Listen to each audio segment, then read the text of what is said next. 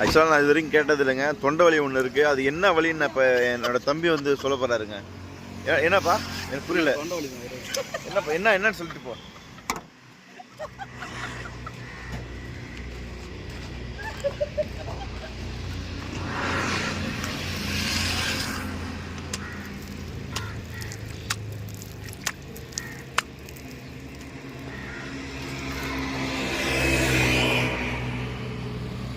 போட்டு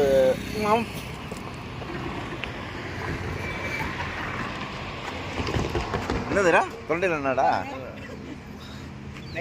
தொண்டையில் என்னப்பா? தொண்டையில் ஆப்ரேஷன் காசு கொடு.